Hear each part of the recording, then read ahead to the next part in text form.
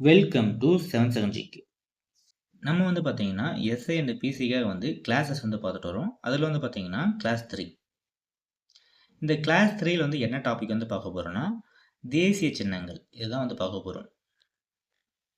இயற்கை தேசிய சின்னங்கள். காட்டின் மைய அச்சாக இருப்பவை புலிகள். மயில்களுக்கான சரணாலயம் உள்ள பகுதி புதுக்கோட்டையில் விராலிமலை. பாரம்பரியத்திலும் கலைகளிலும் நீண்ட காலமாக இடம் வகித்திருக்கும் பறவை இனம் மயில். காட்டின் மையச்சு பார்த்தீங்கன்னா புலிகள். மயில்களுக்கான சரணாலயம் எங்க இருக்குன்னா புதுக்கோட்டை மாவட்டத்தில் விராலிமலை. பாரம்பரியத்திலும் கலைகளிலும் நீண்ட காலமாக இடம் வகிக்கும் பறவை இனம் பார்த்தீங்கன்னா மயில். இந்தியாவின் தேசிய பறவை மயில். அழகும் கம்பீரமும் நிறைந்த பறவை மயில். தனித்தன்மை மிகுந்த வடிவமைப்பை கொண்ட மலர் தாமரை. தனித்தன்மை மிகுந்த வடிவமைப்பை கொண்ட மலர் பார்த்தீங்கன்னா தாமரை. இளஞ்சிவப்பு நிறத்தில் உள்ள தாமரை மலர் செந்தாமரை. சங்க காலத்தில் கடையேழு வள்ளல்கள் வாழ்ந்த பகுதி தமிழகம். கடையேழு வள்ளல்கள் வாழ்ந்த பகுதி பார்த்தீங்கன்னா தமிழகம். மயிலுக்கு போர்வை அளித்த கடையேழு வள்ளலில் ஒருவர் பேகன். அவ்வைக்கு நெல்லிக்கனி கொடுத்தவர் அதியமான். நெக்ஸ்ட், நீர்வாழ் பாலூட்டியின் பெயர். நீர்வாழ் பாலூட்டியின் பெயர் பார்த்தீங்கன்னா ஓங்கில். தொலைவில் இருந்து பார்க்கும்போது நீருக்கு வெளியே வாய் நீட்டிருப்பதும் போன்றும் முதலையின் வாய் போன்றும் தெரிவது எதுன்னு பார்த்தீங்கன்னா ஆற்று ஓங்கில். கங்கை நதிபுரத்து கோதுமை பண்டம் என கங்கை நதியை பற்றி புகழ்ந்து பாடியவர் யார்னா பாரதியார். கங்கை நதிபுரத்து கோதுமை பண்டம் பாரதியார். இந்தியாவின் மிக நீளமான நதி எது? இந்தியாவின் மிக நீளமான நதி எதுன்னு பார்த்தீங்கன்னா கங்கை ஆறு. 2525 கிலோமீட்டர். பிரம்மபுத்திரா நதியின் நீளம் 3848 கிலோமீட்டர். இந்தியாவில் பாயும் தொலைவு பார்த்தீங்கன்னா குறைவு. முகலாயர்கள் காலத்தில் ராஜாவுக்காக உருவாக்கப்பட்ட சிறப்பு வகை மாம்பழத்தின் பெயர் அம்பாசந்த். காட்டின் மூதாய் மரம் என்று அழைக்கப்படுவது ஆலமரம். மூதாய் மரம் பார்த்தீங்கன்னா ஆலமரம். உலக சாதனை படைத்த ஆலமரம் இந்தியாவில் உள்ள பகுதி பார்த்தீங்கன்னா கொல்கத்தால அவுரா. சென்னையில் மிகப்பெரிய ஆலமரம் உள்ள பகுதி அடையாறு. உயிரினங்களின் வீடு காடுகள். உலகிலேயே கூடு கட்டி அதில் முட்டை வைத்து இனப்பெருக்கம் செய்யும் பாம்பு வகைகள் எதுன்னு பார்த்தீங்கன்னா கருநாகம். கூடு கட்டி முட்டை வைத்து இனப்பெருக்கம் செய்யும் பாம்பு இனம் பார்த்தீங்கன்னா கருநாகம். கருநாகம் எத்தனை அடி நீளம் வளரும்? 18 அடி. உலகிலேயே நீளமானதும் நச்சு கொண்ட பாம்பு கருநாகம். இந்திய காடுகளில் நிஜ ராஜாவாக கருதப்படும் விலங்கு புலி. நெக்ஸ்ட், தமிழகத்தின் மாநில சின்னங்கள் பார்ப்போம். தமிழகத்தின் மாநில விலங்கு நீலகிரி வரையாடு.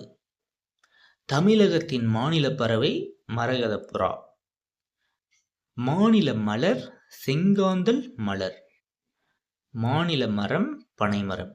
மாநில விலங்கு வரையாடு. மாநில பறவை மரகதப்புறா. மாநில மலர் பார்த்தீங்கன்னா செங்காந்தல் மலர். மாநில மரம் பனைமரம். தேசிய மரம் பார்த்தீங்கன்னா ஆலமரம். தேசிய மலர் தாமரை. தேசிய பறவை மயில். நெக்ஸ்ட், தேசிய கொடி மற்றும் இலச்சினைகள். தேசிய கொடியின் நீள அகலம். நீளம் பார்த்தீங்கன்னா 3, அகலம் 2, 3:2. இந்திய தேசிய கொடியை வடிவமைத்தவர் பிங்களி வெங்கையா. இவர் பார்த்தீங்கன்னா ஆந்திர மாநிலத்தை சேர்ந்தவர். விடுதலை இந்தியாவின் முதல் தேசிய கொடி நெய்யப்பட்ட இடம். குடியாத்தம், வேலூர் மாவட்டம், தமிழ்நாடு.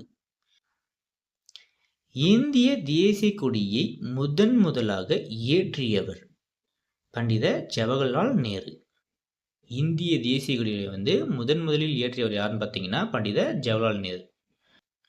எங்கன்னு பார்த்தீங்கன்னா டெல்லி செங்கோட்டையில் 15/8/1947 இயற்றியிருக்காரு. நெக்ஸ்ட், ஜவஹர்லால் நேரு இயற்றிய கொடி தற்போது உள்ள இடம் சென்னை புனித ஜார்ஜ் கோட்டை அருங்காட்சியகத்தில் வச்சிருக்காங்க. தேசிய கொடியின் நடுவில் உள்ள அசோக சக்கரம் எத்தனை ஆரங்களை கொண்டுள்ளது? 24.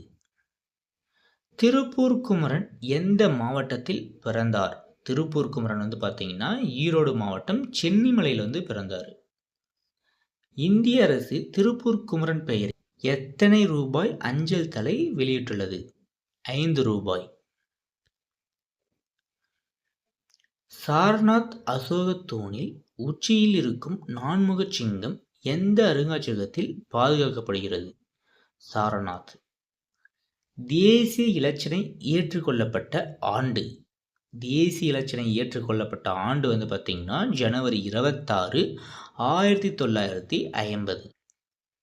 சத்தியமேவே ஜெயதேவ் என்பதன் பொருள் வாய்மையே வெல்லும். நமது தேசிய கீதம் ஜனகணமன. சத்தியமேவே ஜெயதேவ் என்பதன் பொருள் பார்த்தீங்கன்னா வாய்மையே வெல்லும். நமது தேசிய கீதம் பார்த்தீங்கன்னா ஜனகணமன. இந்தியாவின் இறையாண்மை மற்றும் ஒருமைப்பாட்டின் அடையாள சின்னம் தேசிய கீதம். தேசிய கீதம் யாரால் எழுதப்பட்டது? ரவீந்திரநாத் தாகூர். எந்த மொழியில் பார்த்தீங்கன்னா வங்காள மொழி. இந்திய அரசியலமைப்பின்படி தேசிய கீதம் ஏற்றுக்கொள்ளப்பட்ட ஆண்டு ஜனவரி 24, 1950. தேசிய கீதத்தை எப்போ ஏற்றுக்கொண்டாங்கன்னா ஜனவரி 24, 1950. தேசிய கீதம் முதலாக எந்த காங்கிரஸ் மாநாட்டில் பாடப்பட்டது? எந்த காங்கிரஸ் மாநாடு பார்த்தீங்கன்னா கொல்கத்தா.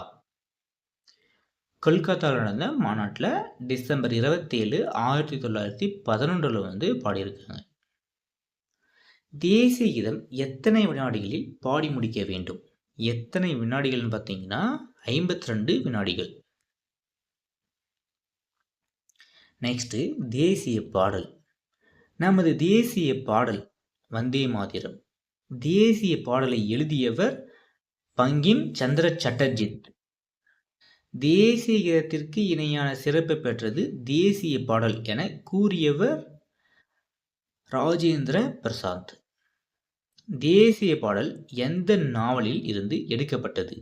தேசிய பாடல் எந்த நாவல்னு பார்த்தீங்கன்னா ஆனந்த மடம்.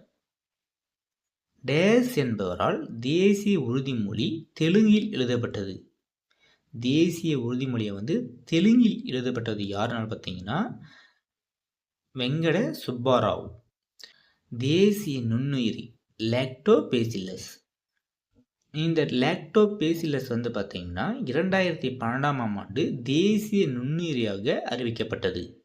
எப்பன்னு பார்த்தீங்கன்னா 2012. இந்தியாவின் அதிகபூர்வமான பணம் ரூபாய். இந்தியாவின் அதிகபூர்வமான பணம் பார்த்தீங்கன்னா ரூபாய். 16ஆம் நூற்றாண்டில் ஷெர்ஷா சூரி வெளியிட்ட வெள்ளி நாணயத்தோட பெயர் பார்த்தீங்கன்னா அதுவும் ரூபியா. ரூபாயில் ரூபியா. ரூபியா என்பது தற்போது டேஸ் என மருவியுள்ளது.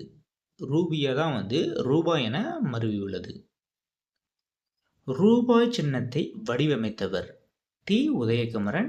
இவர் பார்த்தீங்கன்னா சேலம் மாவட்டம் கள்ளக்குறிச்சி.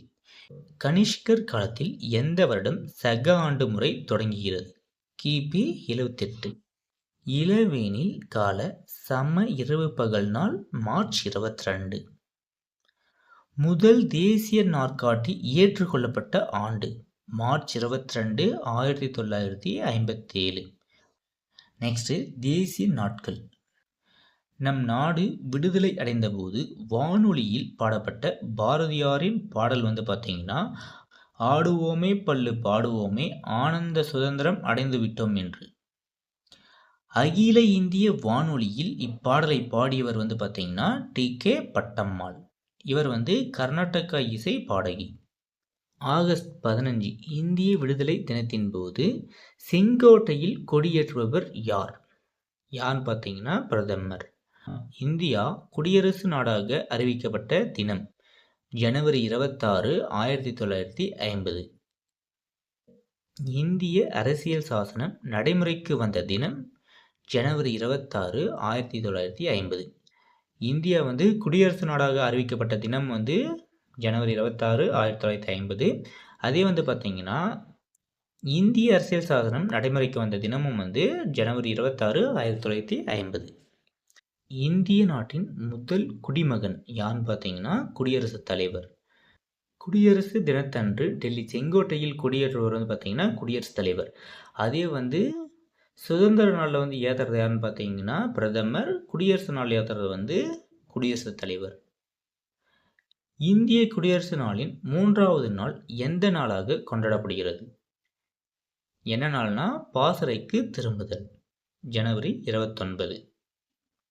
நெக்ஸ்ட்டு மகாத்மா காந்தியின் பிறந்த தினம் அக்டோபர் 2, காந்தி ஜெயந்தி.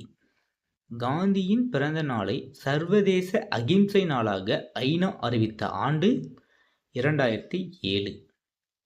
இந்திய அரசியலமைப்பு சபை எந்த ஆண்டு மூவண்ண கொடியை தேசிய கொடியாக ஏற்றுக்கொண்டது? ஜூலை 22, 1947. மூவண்ண கொடியை வந்து தேசிய கொடியாக வந்து எப்போ ஏற்றுக்கொண்டாங்கன்னா, ஜூலை 22, 1947 வந்து ஏற்றுக்கொண்டாங்க. இதோடு வந்து பார்த்தீங்கன்னா தேசிய சின்னங்கள் அந்த டாபிக் வந்து கம்ப்ளீட் ஆகுது. நெக்ஸ்ட்டு வந்து 6th பார்ட்டிலே வந்து 4th லெசன் வந்து பார்ப்போம்.